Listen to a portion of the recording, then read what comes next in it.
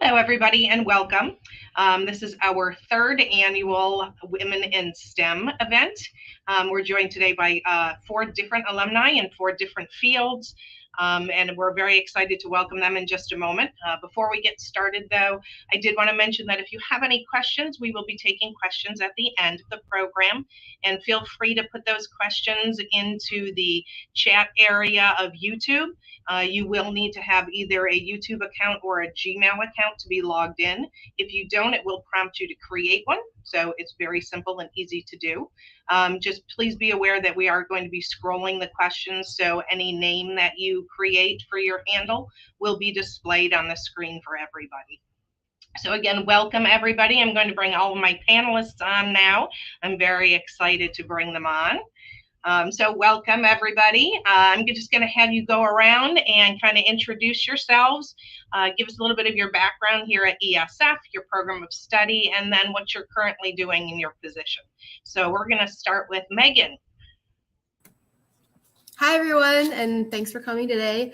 So my name is Megan Hazer-Alvarez. I was a graduate of the Bachelor of Landscape Architecture program in 2006, and then later I came back for a Master of Science and finished that up in 2013 and did a concurrent Master of Public Health at our neighbor upstate. I currently work as a city planner for the Baltimore City Department of Public Works, and there I work to plan our water quality projects in a way that also prioritizes human health and equity alongside our environmental quality goals.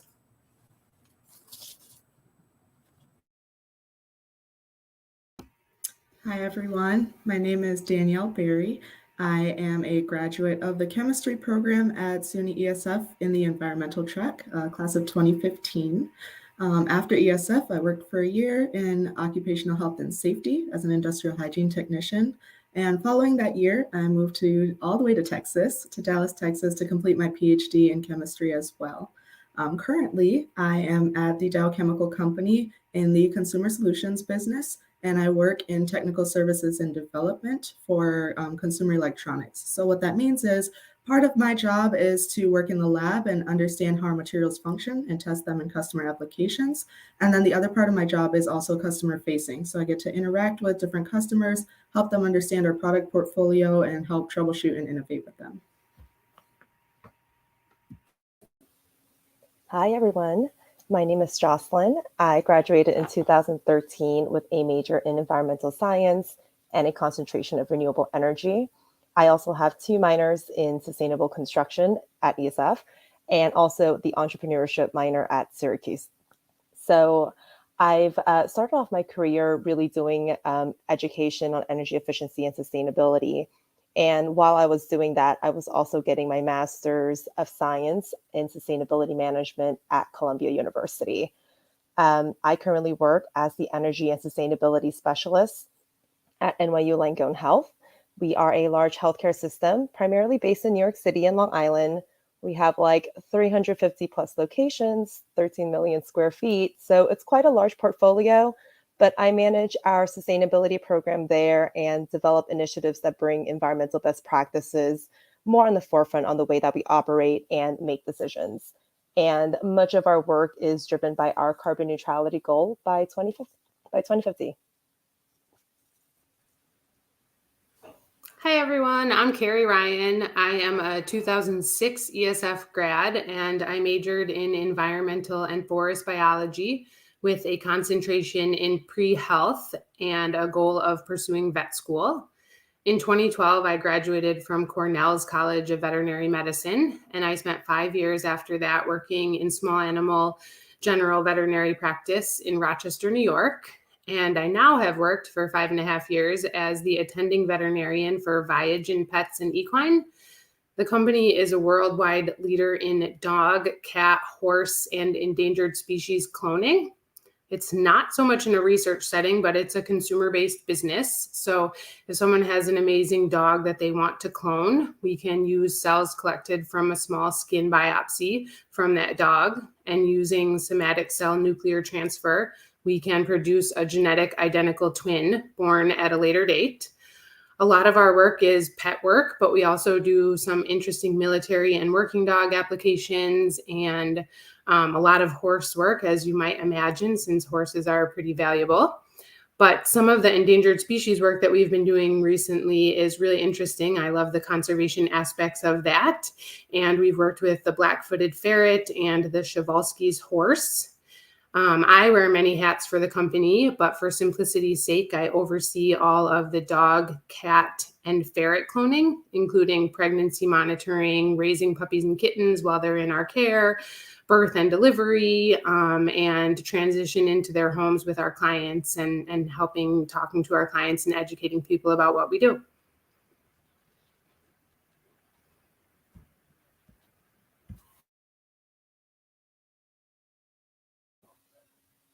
Debbie, you're on mute.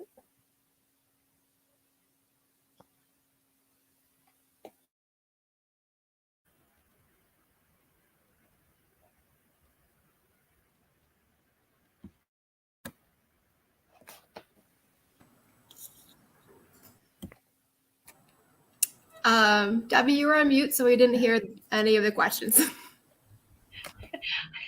I love that. Okay, great. So let me start that again. I love technology. So I just said thank you, everybody, for sharing what you've already shared. You all seem like you have very interesting jobs, but really what I'd love to know is what you love most about your job. So I'm going to throw it over to Megan. Back to you, Megan. And you can tell us a little bit about more your favorite aspect of your position.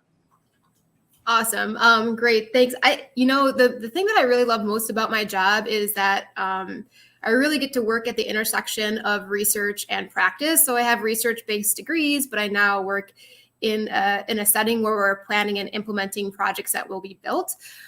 So I get to think a lot about how research conclusions make their way to decision makers who are building things. And sort of the importance of that communication. And because, my background is cross-disciplinary and I work in a setting where, it takes a lot of different people with different skills and talents to bring an actual built project to life. I get to work with people in a lot of different disciplines that bring different skills to the table. So I really enjoy that aspect of my work. Okay, great. Thank you. Jocelyn, how about you? You seem like you have a varied position. Is there anything in particular that you really enjoy? Yeah, absolutely. I think, my role, as well as many others who work in corporate sustainability or anyone who works on a small team, it's very entrepreneurial. It's all about finding the different opportunities that reduce your environmental footprint that also aligns with priorities you may have as an institution. So it's a lot of building your business case, finding the right champions to help partner with. It's empowering others to think about sustainability and the decisions that they do at work. So for me, this may mean purchasing medical supplies that are reusable, which lowers operational expenses in the long term. Or it could be changing the way that we disinfect our hospitals that uses lesser harmful chemicals, or in methodologies that use less staff hours. And I really enjoy the fact that I kind of touch upon all these different areas and that every day is a little bit different. I really enjoy learning about how all the components of sustainability work together. And that's what this role really does. Thank you. And I know sustainability is something that's probably maybe new for a lot of our alumni. Certainly wasn't something that we did when they were here. It's a fairly new program. So it's great that our alumni are out there and trying to lead the way and showing these companies what sustainability is all about. So Carrie, I know what I would say is your coolest part of your job, because bringing back the ferrets. But what do you think is the best part of your job? The endangered species work is really cool, and it was an application that I thought of when I took the job, but they weren't actually doing it yet. So I do agree with you, but I think for me, the part of my job that brings me the most joy and is most rewarding for me is that I can combine and foster a few of my different passions. So in addition to the endangered species and conservation work. I love that I'm able to support and foster the human-animal bond. It was one of the things that drew me into veterinary medicine. I just think that the relationships that we form with our dogs, cats, even other pets, snakes and horses and ferrets, is really neat. And I love being able to support and strengthen that. I enjoyed that part of practice. And I always used to joke in practice with my clients that it was my goal to find a way to help our beloved pets live longer. Our dogs and cats just don't live long enough. And I guess when I made that statement, I never envisioned the way in which it would come true for me with my current role. But I'm now able to help clients keep a big piece of their beloved pet around for much longer. So that's pretty cool. And I feel very blessed to be able to do that and, play with puppies and kittens quite literally every day and help clients with their dogs and cats. But I also really love that I'm able to combine that in one job and one role, and work with the endangered species too, and foster my passions for science and technology. So that's been really neat and interesting for me. Great. Who would love to play with puppies and kitties all day? Not that that's all you do, but that's a nice part of it. So Danielle, I'm going to throw it over to you. You have two very different aspects of your job, it seems. What's the best thing that you like about your position? Gosh, well, it's definitely nothing like playing with puppies and kittens. That sounds amazing. Very, very awesome work that you do, that all of you do. For my role, a couple of things stand out to me as my favorites. I would say the first is being able to use my training as a chemist to be able to understand materials and help other people understand those materials as well. So a lot of times in my job, I am speaking to people who don't necessarily speak the same language. So me as a chemist, I might talk about, rheology or some other technical jargon, and my customers might be engineers. They might be in a sales department or procurement or something like that. So really being a translator of science is something that I think is rewarding for me. I like to talk. So it's very nice to be able to have those discussions. The other part of my job that I really enjoy is Dow is a global company. So I have teammates who sit here in Michigan with me. I have teammates in Europe. I have teammates in Asia Pacific region, and we all are able to collaborate, similar to how we are here on a group talk or a group chat. We're able to collaborate to bring superior results to our customers. So it's really interesting to have colleagues in other areas to get to learn about those other geographies. Fingers crossed I can travel there soon. But that's something I find really rewarding about my work too, is I'm a lifelong learner. So getting to learn about those different things and also work kind of interdisciplinary between the research side, so the science side, and also our commercial function. So sales and marketing, understanding business strategy. It's very, very interesting to me. Great, thank you. Actually, I'm going to stay with you, Danielle, with this next one. And I know that students go into different parts of STEM and they think they know what it's all about. I think in chemistry, they think, okay, all I'm going to be doing is sitting in a lab and mixing chemicals, or landscape architecture, I'm going to plant a tree. So there's a lot of misconceptions about the STEM positions that we do here. Danielle, can you talk a little bit about kind of what some misconceptions people might have of a chemist, and kind of really how you cross boundaries? Yeah, definitely. The first one that comes to mind is that there's a very specific type of person that's not only a chemist, but a scientist. So typically people think, oh, they might be antisocial or like socially awkward, or, can't really hold conversation well. They're just kind of a lab rat. That's not true. There's so much communication that comes with being in STEM, not only to, like I mentioned, technical audiences, but also to audiences that may not speak the same jargon that you do. So definitely there's a lot of different personalities within STEM. Another misconception, being a lab rat, that's not every single job in STEM. You see, a lot of us came through different STEM programs, but we're all doing very different things. So for me, who's someone who, again, likes to talk, I like to interface with people. It's very nice to be able to have a role where I get to use my science and I also get to be customer facing. So it's utilizing some of the soft skills that we would learn in, a writing course or a presentation course, and utilizing that along with our science to be very productive in our workspaces.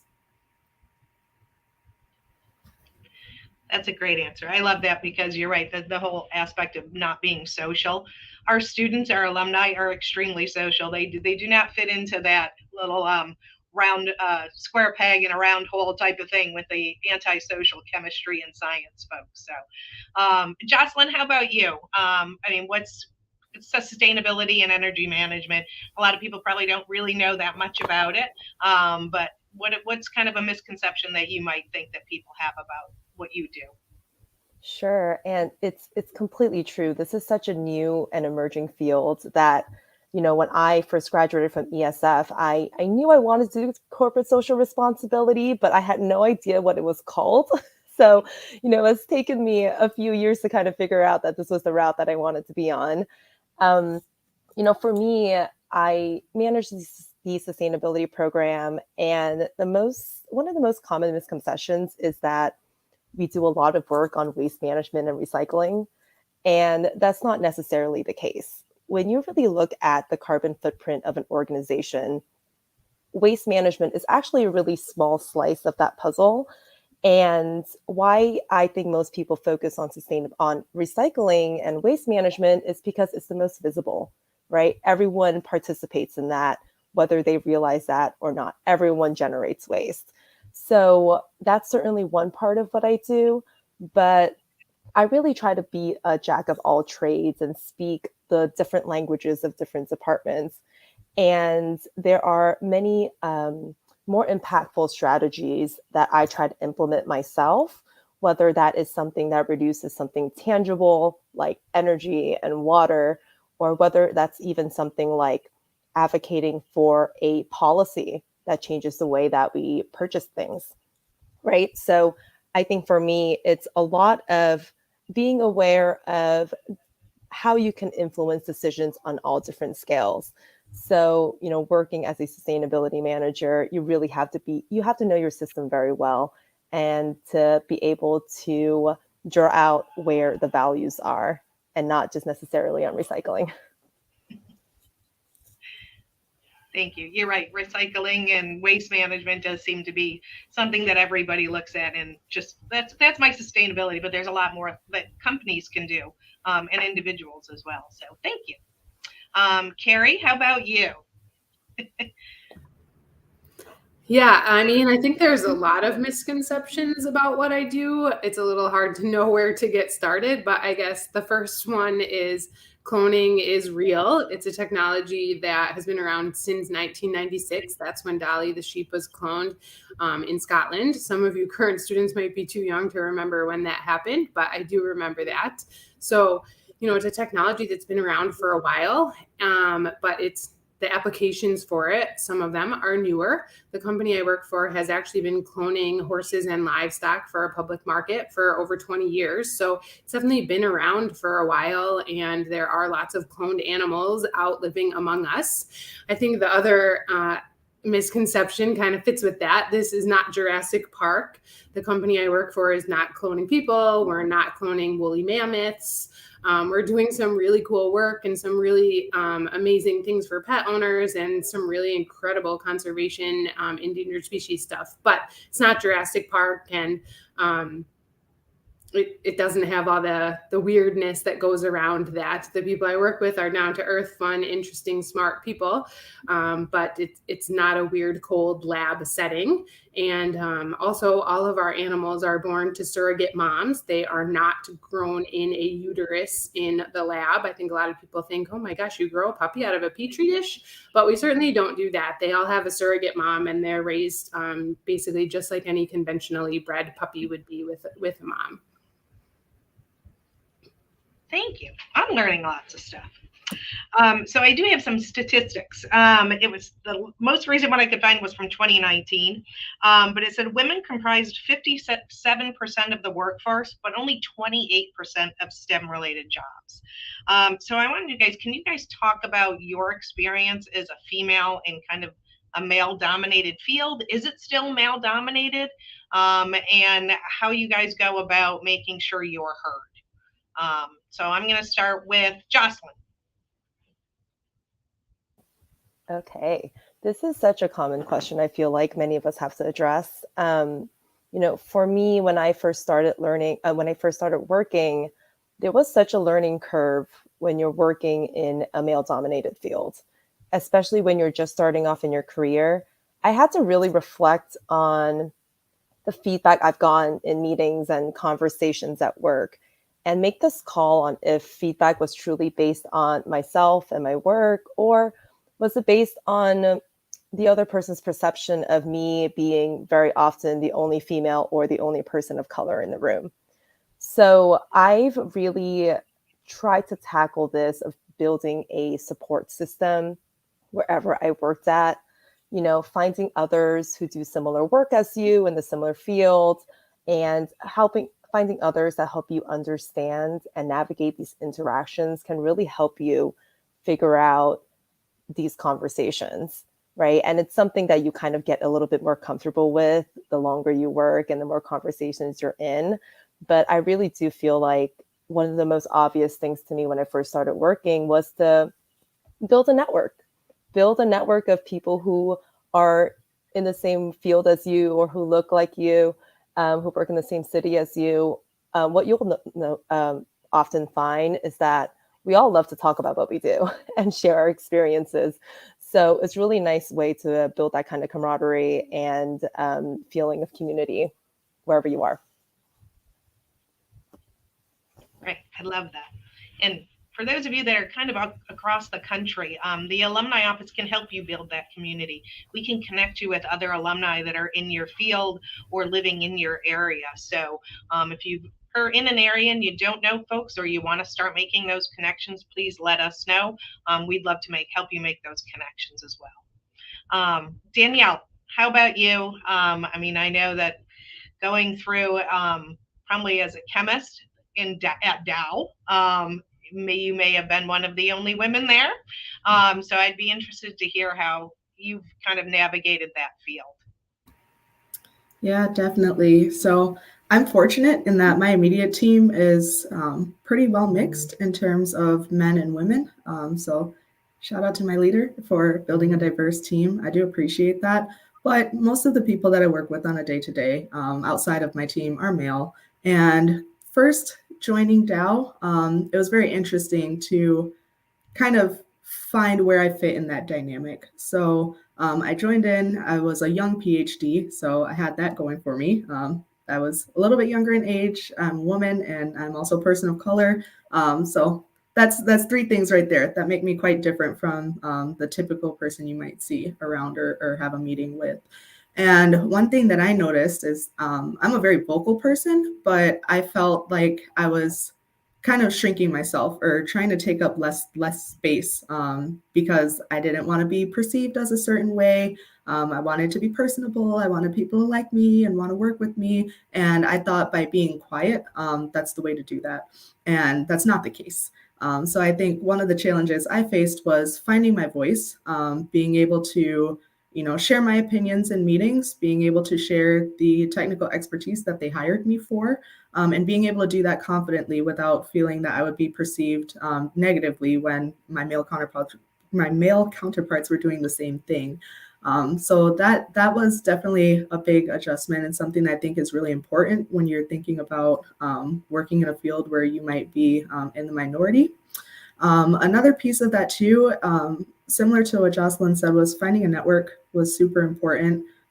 Having an outlet, people to talk to bounce ideas off of or run scenarios by. Sometimes you might get in a situation and something happens where you feel crazy. Like, I responded in this way and I don't know if that was right. It's really helpful to have that sounding board of, reassurance and someone to kind of help you feel that, okay, yes, you did react wrong, or no, that was just an odd situation. And I think you can find that in both men and women. So one thing that's really big at Dow is we talk about allyship. So you might not be the person that's experiencing something, but you can still help be a voice for someone else.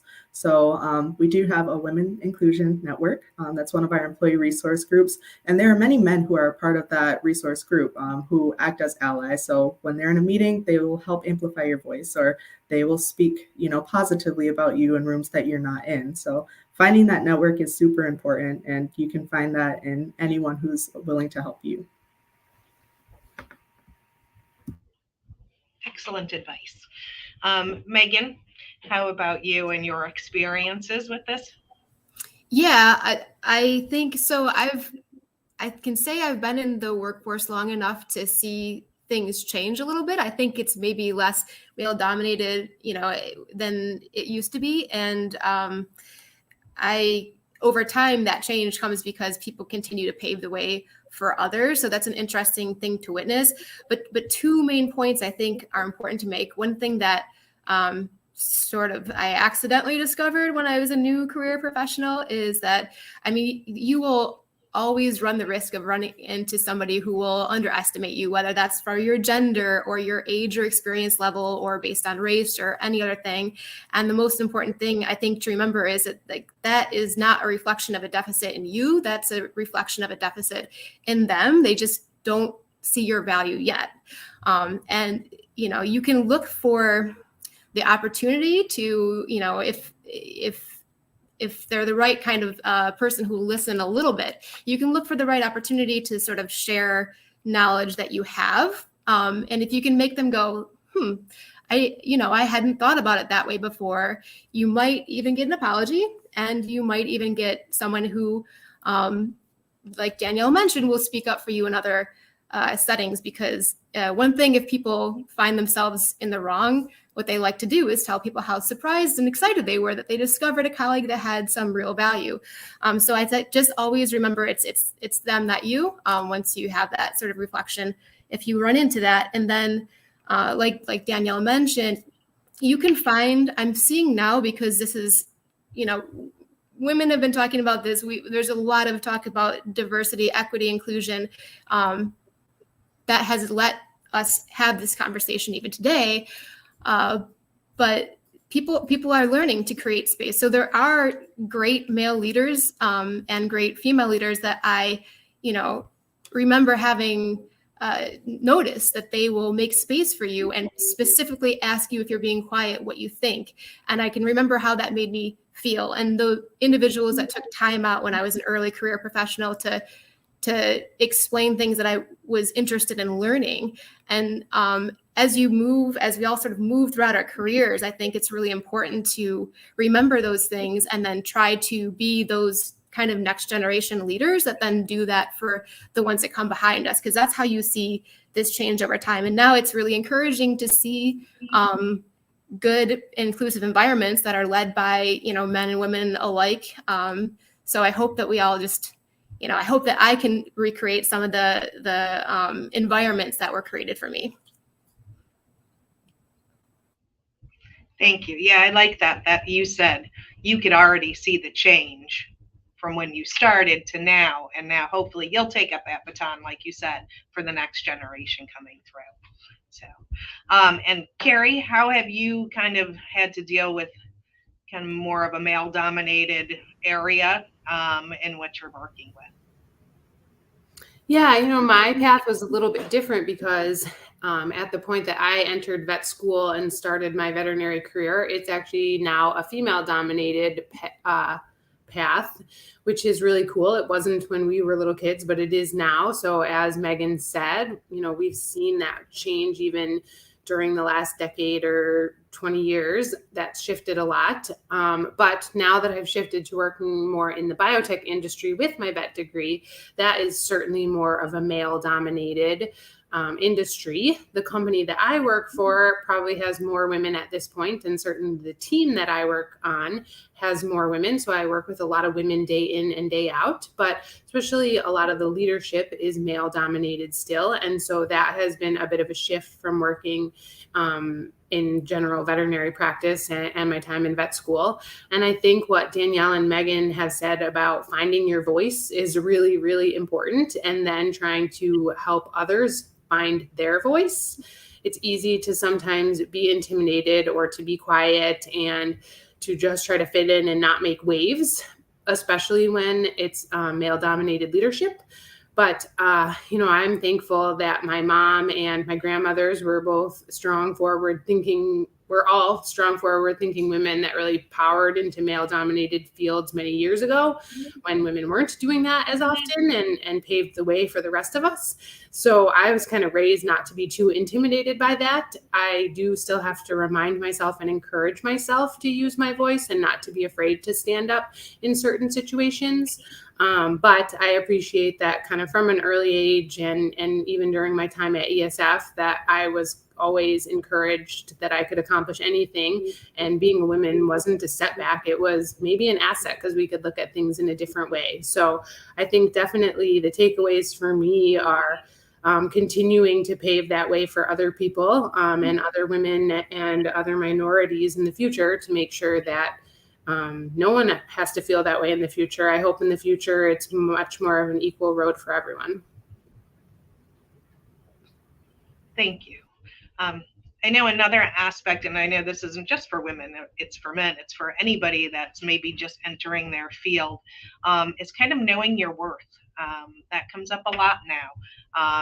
Our students come out, they're well trained, they may be young, but they know their stuff. So can you talk about kind of how you know your worth when you're looking for a raise or looking for maybe extra support to do your position? So do you need extra training, and can you go to somebody, and who do you go to go and make that ask? You guys you've all gone through multiple jobs here, so I know that you've probably done this on your own. So I'm going to start with Carrie, and we're going to put that question to you. Yeah, sure. So, I think this is an area where I have personally struggled perhaps a little bit more. I'm never afraid to ask to learn something new, and for whatever I might need, whether that's time off or funding or anything, to try to dive in and learn something new, because I love to learn, and it's, I think, easier for me to explain how that could be valuable for a company. But, sometimes when it actually comes to negotiations and trying to decide what your value is, and to ask for more money and ask for raises and ask for more vacation time, that's something that's harder. And, I think that that's a time where you really have to put yourself out of your comfort zone, and just not be afraid to do your research and figure out what you think the value is for people in your career, and actually go out on a limb and ask for that. And, I think for me, the biggest things are continuing education and learning. So I've spent a lot of time over the years at veterinary conferences and doing webinars and doing online learnings. And, I think that has really paid off for me and helped me to be better at what I do and to take more enjoyment out of my role. All right, thank you. Danielle, how about you? Do you have any advice on people trying to make sure that they know their worth? And I know, Carrie, you mentioned like you're continually learning. So does that increase your worth? You're bringing new skills to the job all the time. So Danielle, can you talk a little bit about that? Yeah, definitely. So I think a really great tool is LinkedIn. It's kind of become this crossover between like a social media platform, but a professional one. And something that I really like about LinkedIn, one, is that you can kind of see what other people in your field are doing. So people are often posting new certificates that they got, or, conferences they're attending, or you can kind of see when people are getting promoted too. That's something that they share. So kind of seeing how those things are popping up, or how people are achieving the next level in their career, and then kind of looking at what they share. So what are their, what is the word for it? What are their keywords that they're using on their profile? What are the skill sets that they're adding to that? If it's a similar job to yours, how do you match up against whatever else is happening in the industry? The other thing I like about LinkedIn is the job search function. So more and more, we're starting to see roles describe, give a better description of what they're looking for in an applicant, not necessarily just basing it on a degree level, but on experience as well. So say you want to be a software developer and you see that there are specific types of languages that you would need to know for that role. If that's something that's extending beyond the capabilities you have right now, that would be a good prompt to, hey, maybe I should, learn a couple more skills so I can make myself more marketable. at the end of the day, in my opinion, you have to market yourself. So you have to tell someone else why you would be an asset for their team, or why the skills that you bring or have learned, are deserving of a promotion or a salary bump. These are conversations that I've had with my leadership. It's helpful to have leadership that, you feel comfortable talking to about these things. But certainly you have to put yourself out there, and it is very uncomfortable. It feels a little overwhelming, but it's something that can be done. And then the second piece of that too is feedback. So having feedback from your leadership or from your peers, and understanding, where you might have some shortcomings or what your strengths are. So you can either work to build up the shortcomings, or you can play on your strengths. It's really important to understand how you're being perceived by the group that you're working with, so you can understand what you would need to work on to be more effective in your role and bring more value. Excellent advice. I never thought about that on LinkedIn. Megan, how about you? Any words of advice that you could share? Yeah. I mean, that's just such great advice to, hopefully build on. I think I also sort of struggled with this, especially when I was early in my career field. I think everything that Danielle said about, doing the continuing education and using LinkedIn as a tool to see what others are doing and sort of what their worth is. I think a couple things, like sometimes people see, when you're looking at the position description, you see the salary, and people have that tied to the worth of that role. So I always think about it's the salary, it's the work environment, it's your opportunity to create change, and it's also like your time off and your work-life balance. But always don't be afraid to ask for what you want and need, and know, because you've done your research, is appropriate. I remember when I was like the first position I accepted, I had two in my hand and I really wanted one. And I was like afraid to ask for, I think, $3,000 more salary. And when I finally did, the person was like, "Oh my God, that's why you took so long to answer." And I've actually had an HR person one time, when I sounded hesitant, coach me through and say, "No, we expected you to ask for more. We just have to offer you this." And then, so know on the back end, if it's your first time negotiating, know on the back end that they usually offer you one thing and then they have a top.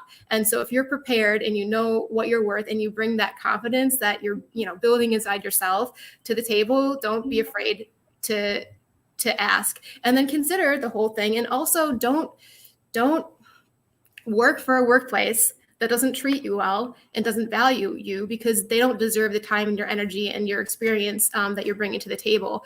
Employers are also sort of rewarded by what people are willing to do and to work for. So always remember that as well. It's a conversation about who's treating, it's if you're both bringing something to the table and finding the right match that's best for you. I think that's especially important today, with the amount of opportunities that are out there, for you to find something that's best for you, not just a job. Hopefully it's something you'll enjoy and you'll grow in. So Jocelyn, do you have any advice that you can share? Yeah, I mean, there was so much advice shared here that I was going to touch upon too. But one thing that I wanted to echo was what Danielle said about utilizing LinkedIn. When I first started looking for jobs, and I mentioned earlier, I didn't even know I wanted to work in corporate sustainability, even though that's what I was like gearing all my education towards. I basically just scavenged LinkedIn and found all these people with really cool jobs that I thought was really interesting. And I spoke to all of them. I just said, "Hey, do you have time for like a 30-minute chat? I would love to know what education you have. How did you get where you were? What were some lessons? What advice you would give me?" And more times than not, they love talking to you, right? These are people who have gone through something similar that you're going through right now, and they would love to share the different lessons that they've learned throughout their lives and throughout their career. So I've done that for pretty much every time I went out to look for a new job. And this network that we were talking about earlier, of speaking to other people and figuring out how they got to where they were, figuring out what they do, this community that you're building is really, really the foundation of your career, in my opinion. When I first started working, I actually think I've gotten all my jobs afterwards through connections of people that I've met either through LinkedIn or in person or at networking events. So don't underestimate just the power of conversation. And, you don't really have to go into these conversations with like a specific purpose or specifically, a job that they're hiring for. A lot of these informational calls can really give you insight of like what path you really want to do and where you want to invest your time in, whether that is like a specific certification or a specific program or, whatever, or a specific industry. So that insight is incredibly valuable. And when it comes to knowing your worth and, asking for a higher salary, I would say that you just always have to build out your business case of what you're asking for.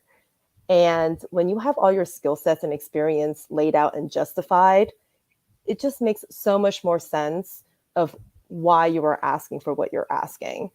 And when you're getting a new job and they offer you a salary, they're never going to offer you the top of the salary band. That is something that was drilled into my head. And you should always try to advocate for yourself and for the skill sets that you come with, right? They're interested with you because they know you have the skill set. They want your skill set.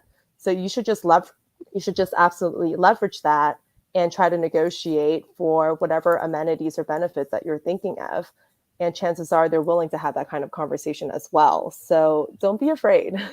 I was afraid for many years, but now, you're kind of used to advocating for yourself after a while, and it's incredibly important.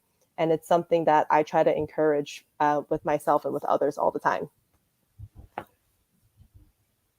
Excellent. See, even though you went last, you still had a lot of great advice. And I know it's always hard to go last, so I'm going to make you go first this time. So how did ESF prepare you specifically for your role and what you're doing? And kind of where do you see yourself going from where you are now? Sure. So I think one of the benefits of going to ESF is that it was such a it was a school so hyper focused on environmental science. So I was really exposed to the different parts of conservation and operations and how I could what path I wanted to take my career down. And one of the benefits was that I was really able to build my curriculum to the skill sets I knew I wanted. So especially in my junior and senior year, I prioritized classes that gave a real life project component to it, or prioritize classes that gave me some kind of like analytical skills, because I knew that's what I needed to have to get the type of job that I wanted. And I really do think that gave me an advantage when I graduated. And, looking forward towards in the future, I would love to continue to build my ability to influence decisions when it comes to environmental stewardship and corporate social responsibility. One of the most gratifying parts of working in CSR is, witnessing and being a part of all the positive impacts of these programs that you've created, whether that's on a local level or even wider. So I would love to see myself influence decisions on even maybe on a national scale. We'll see if I can do that in 10 years. I'll report back in 10 years. But I would love to just kind of broaden my scope and challenge myself that much more. Well, we'll definitely bring you back, and I can definitely see you going that route too. Megan, how about you? Where did ESF really help you along your career path, and maybe where do you see yourself going next? Yeah, so one of the things I really love about ESF is that you do have really specialized experts and incredible leaders in a variety of fields, hyper focused on environmental work, and they're all very accessible. So when I was doing my master's program, well, even my bachelor's, but more so my master's, because it was a tailored program, I had some autonomy to build the program. In fact, that autonomy in terms of what direction to build things out actually led to me being able to do the dual master's with Upstate. So the focus on public health in the Department of Landscape Architecture from a research perspective was something that was sort of co-created with various professors. And, you know, if you had a question or a need for data, you could just simply make an appointment and walk in and talk these really, you know, very important and intelligent people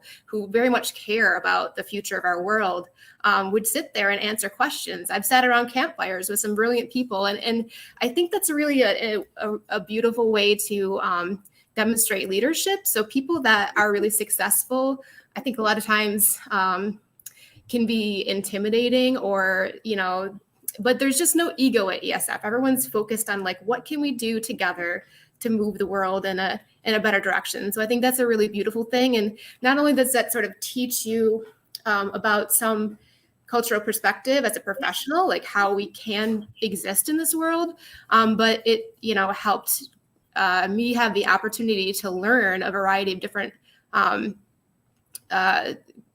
only just like, you know, technical things, but from a variety of different disciplines. So I think that's really a wonderful part of ESF. And I think, you know, having that flexibility to build a program that was tailored specifically to an interest that was not even really, like, now it's getting trendy. Now using public health research to inform design decisions is starting to get some traction. When I was studying it, I was still talking to people trying to sell it, but I had the opportunity to build a program and work with some really interesting people across two different universities that came together to help me complete my thesis. And really, you know, those professors have become lifelong friends and mentors, you know, both at ESF and at Upstate to our neighbors. So I think, you know, there's no ego at ESF, or people are just working to do the right thing. And so that's a really special part of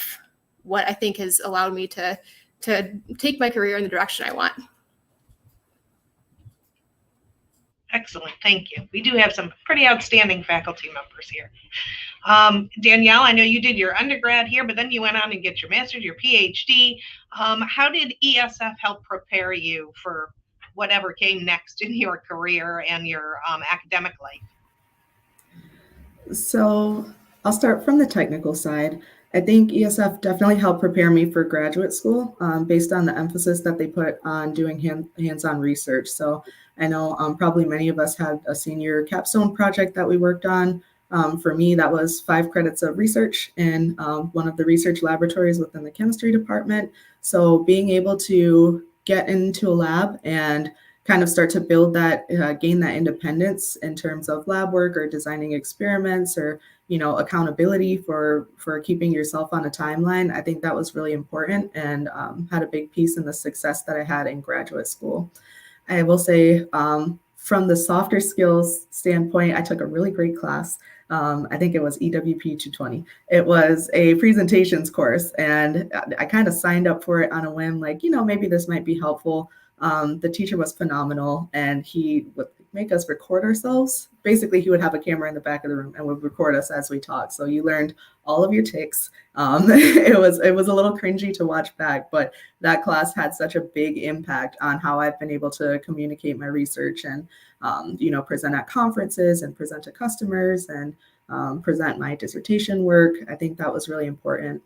And then from the softer skills standpoint as well, I think ESF was the first place that I really learned how to both build and leverage a network. There were some challenges that I faced while I was at the school, but some of the faculty that I had really great relationships with, they went to bat for me and they really spoke up on my behalf. And to this day, they're still cheering me on. I still communicate with some of them as well. So definitely the great people that I have met while I was at ESF who helped me navigate those challenges, the technical training, and that presentation class. All 3 definitely had a big impact in my preparation for where I'm at now.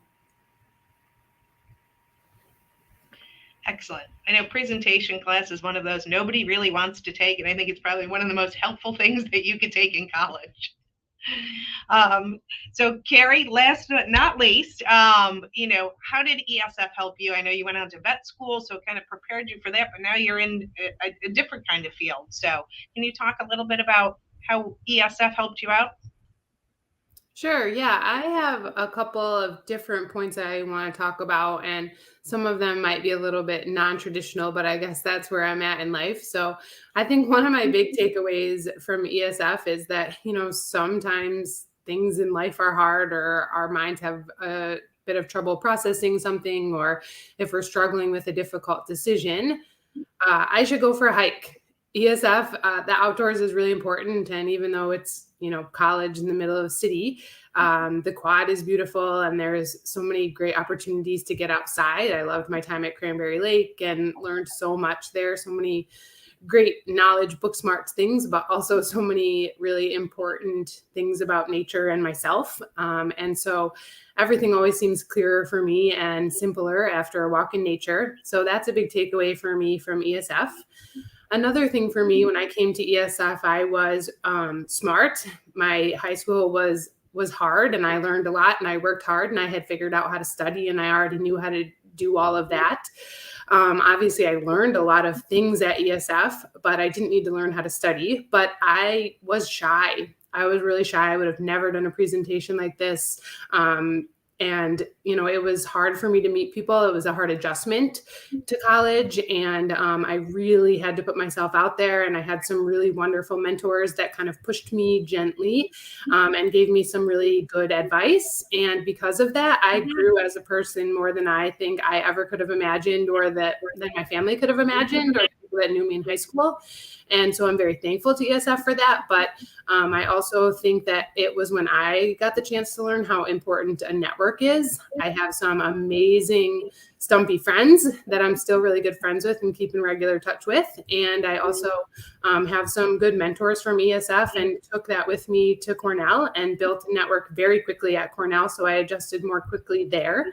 And I've continued to do the same thing. My first vet job, I have some absolutely wonderful friends and mentors from there. And, I've continued to do that as I've moved through my career. And now even in the biotech field and where I work now, I have built a network very quickly. And so that was something that, while it wasn't book smarts, it was real life smarts. And that was really, really what I needed to take away from college. So I'm very appreciative to ESF and some of the people that gently pushed me and helped me to grow in that way.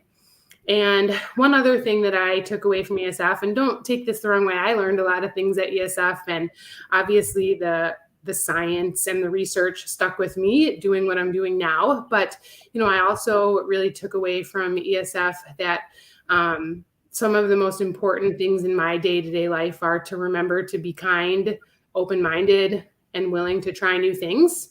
At ESF, I ended up trying everything. Once I found my footing, I tried it all. I was in more clubs than I probably ever should have been in. And I wanted to be involved in the research labs, and I wanted to be up in the greenhouse, and I took a taxidermy class, and man, I tried it all. And I'm so thankful that I did, because I think that open-mindedness and willing to step outside of my box and see what might be behind a closed door is why I'm where I am, because it certainly wasn't a typical path to go from vet school to being a small animal veterinarian to now working in a really unique niche in the biotech industry.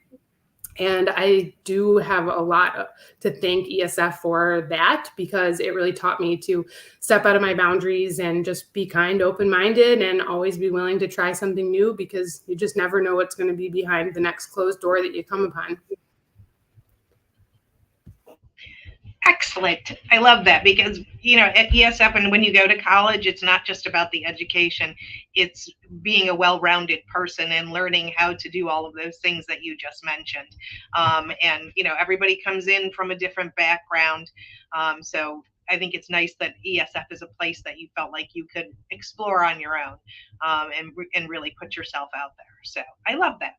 And it's nice because hopefully we will be able to share this with some of our prospective students, some of our current students. You guys have given such great advice of just how to be a person entering into the workforce nowadays, not just as a woman, but how to be a person entering the workforce and how to be successful in doing that. So I thank all of you for being here. You guys were excellent. We don't even have any, oh, wait, I have a comment. Especially if it's something you need to do the best at your job. Hold on, I'm going to put this over here. Heather Engelman has said, especially if it's something that you will need to do best to do that job. So I'm not quite sure what she's referring to, but I love that, we got a comment from her that I think she was talking about how you all kind of advocated for yourself for something that you needed to do your job and do it well. So I love that.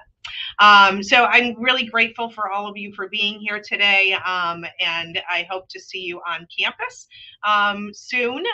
And I really enjoyed talking with you. So thank you very much. For everybody that's viewing, I hope you enjoyed our program today, and we'll definitely be hosting more of these events throughout the next year or so. So thank you very much, everybody, and take care.